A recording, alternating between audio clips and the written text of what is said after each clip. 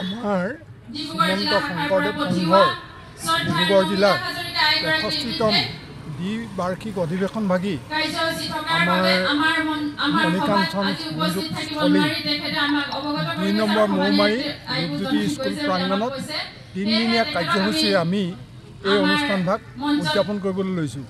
ইয়াৰে এটা দিন আমাৰ ডিব্ৰুগড় জিলাৰ অন্তৰ্গত সনাতন আঞ্চলিক শাখাৰ ৫০ বছৰীয়া সোণালী জয়ন্তী ভাগ ইতিমধ্যে আমি ১৪ নৱেম্বৰ তাৰিখে শুভ আৰম্ভ কৰিলোঁ। তাৰে এটা দিন যোৱাকালি আমাৰ ২৩ তাৰিখৰ দিনাখন হৈ গ'ল।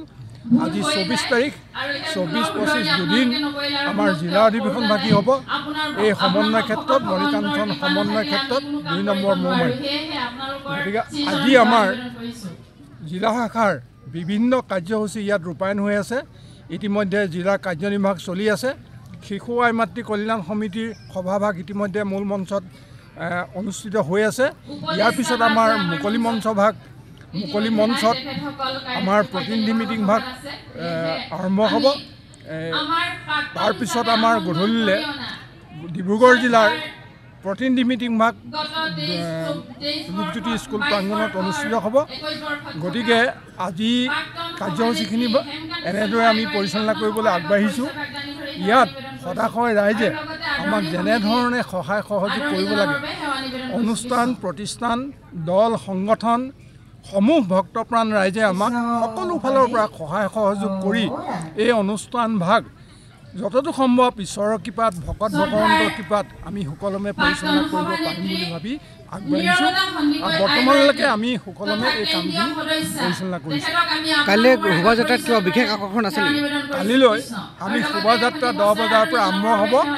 এই 10 বজাৰ ভিতৰত আমি বিশেষভাৱে 12ৰহণীয়া সাংস্কৃতিক অনুষ্ঠান এটা আমি আমাৰ ডিব্ৰুগড় জিলাৰ ৬৩ সংখ্যক জিলা অধিৱেশন ভাগি আৰু সনাতন আঞ্চলিক শাখাৰ গৌৰৱ উজ্জ্বল ৫০ বছৰীয়া সোণালী জয়ন্তী ভাগি আমি একেলগে উদযাপন কৰাৰ যি চেষ্টা কৰিছিলোঁ ৩দিনীয়া বৰ্ণাঢ্য কাৰ্যসূচীৰে। আমি ৩দিনীয়া বৰ্ণাঢ্য কাৰ্যসূচীত আমাৰ যথেষ্ট কাৰ্যসূচী আছিলে। আমাৰ প্ৰথম দিনাখন আমাৰ সোণালী জয়ন্তী শুভাৰম্ভণিতে আমি ভাগি ভাওনা প্ৰদৰ্শন কৰিলোঁ, তাৰপিছত স্থানীয় শিল্পীসকলৰ দ্বাৰা। তাৰপিছত দ্বিতীয় দিনৰ আমাৰ যি আছিলে আমাৰ পুৰণা সমিতি ভংগ কৰি নতুন সমিতি গঠন কৰা যি আমাৰ প্ৰক্ৰিয়াত আমি ইতিমধ্যে আমাৰ হৈ উঠিছে।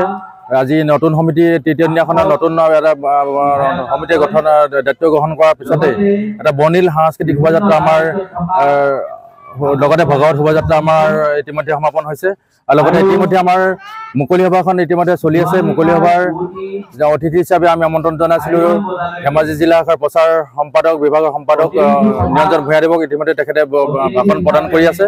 গতিকে আমাৰ আজি এই ৩দিনীয়া কাৰ্যসূচীত প্ৰায় 2,000 পৰা 3,000 ভকত বৈষ্ণৱ আই মাতৃৰ যুৱক যুৱতী আমাৰ সমাগম হৈছে। আৰু আমি অতি উলহ মালহেৰে এই অনুষ্ঠানভাগ আয়োজন কৰিবলৈ চেষ্টা কৰিছিলোঁ আৰু আমি সেই ক্ষেত্ৰত সফল হৈছোঁ বুলি আমি আশা ৰাখিছোঁ শেষ মুহূৰ্তৰ কাৰ্যসূচীলৈকে। আৰু গতিকে আমি আশা ৰাখিছোঁ আমাৰ যদি অনাগত দিনত যি আমাৰ কাৰ্যসূচী বা আহিব সনাতন আঞ্চলিক শাখাৰ অন্তৰ্গত আমি সকলোখিনি সুচাৰুৰূপে পৰিচালনা কৰাৰ ক্ষেত্ৰত আমি যাতে সকলোৰে সহযোগিতা পাওঁ তাৰ আশা কৰিছোঁ। আৰু লগতে আমাৰ অঞ্চললৈ অহা সমূহ ভকত বৈষ্ণৱ আমাৰ তৰফৰ পৰা ধন্যবাদ জ্ঞাপন কৰিছোঁ আৰু আমাৰ সেৱা নিবেদিছোঁ। আজি নিশাৰ ভাগলৈ শেষৰ কাৰ্যসূচী নিশাৰ আমাৰ মহিলাসকলৰ দ্বাৰা এখনি ভাওনা প্ৰদৰ্শন নাট ভাওনা প্ৰদৰ্শন হ'ব।